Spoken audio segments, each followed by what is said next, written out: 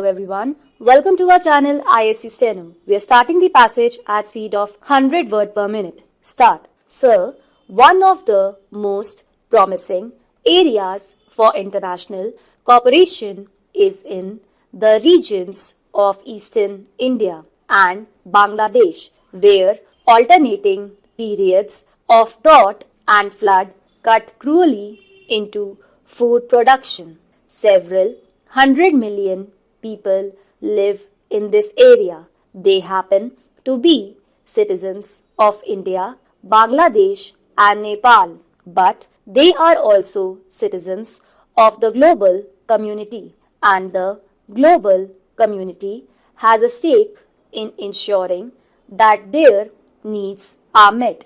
Great progress has already been made in resolving water questions, and we are prepared to give our support when the regional states request a study that will design how the international community, in cooperation with the nations of South Asia, can help the peoples of this region to use water from the rivers and the mountains to achieve the productivity that is inherent in the land and its people. Sustained economic growth requires a strong base in energy as well as in agriculture. Energy is a serious problem in both our countries, for both of us import oil at levels that can threaten our economic health and expose us to danger if supplies are interrupted. American firms are already working with Indians in developing the oil producing area of the shores near Mumbai. We also have a long record of cooperation in the development of nuclear power, another important element of India's energy plans. I hope that our work together will continue in this field as well. Additionally, we stand ready to work with you in developing renewable energy resources, especially solar energy. Active cooperation in this area could be of enormous help to both our countries. There is no shortage of sunlight in India, and the lack of a massive existing infrastructure tied to fossil fuel use will make the application of solar and solar related energy vastly rise here than it will be in my country. Moreover, the inherently decentralized nature of solar energy makes it ideal as a complement to your government's stress on development self-reliant villages and communities with adequate energy and engineering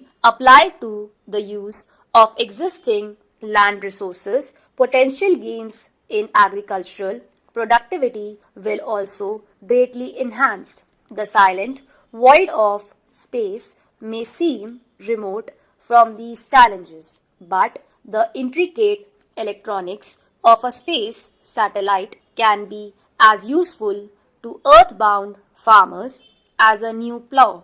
The Indian and American governments will tomorrow exchange diplomatic notes confirming their programs. We share many common problems.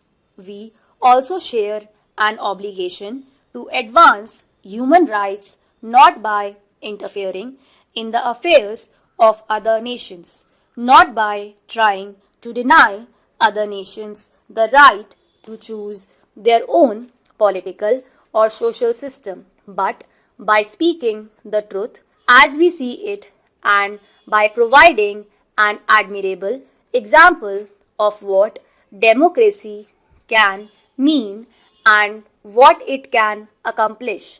The danger of war threatens everyone, and the United States is trying to help reduce that danger in the SALT negotiation with the Russia in talks aimed at a comprehensive nuclear test ban treaty in our own policy of restraint on conventional arms transfer. We are also working hard to restrict the proliferation of nuclear explosives. We are seeking to help the process of peace in Africa and the Middle East, and we are taking steps to forestall great power rivalry in the Indian Ocean. India is pledged to peaceful cooperation with your neighbors,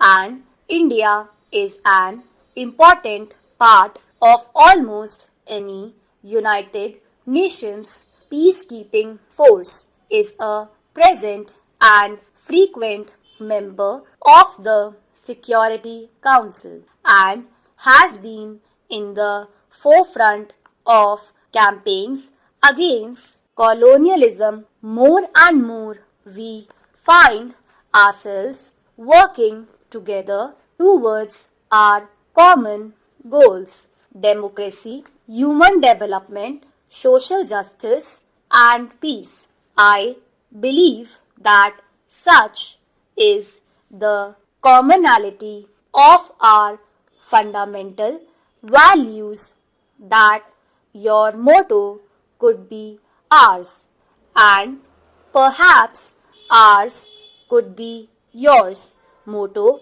could be our nations share the common goals of peace in the world and human development in our own societies, and we share as well have the conviction that the means we employ to reach these goals must be as much in keeping with the principles of freedom, human dignity, and social justice as are the goals themselves. This idea of belief is as strong a tie as there can be between two nations.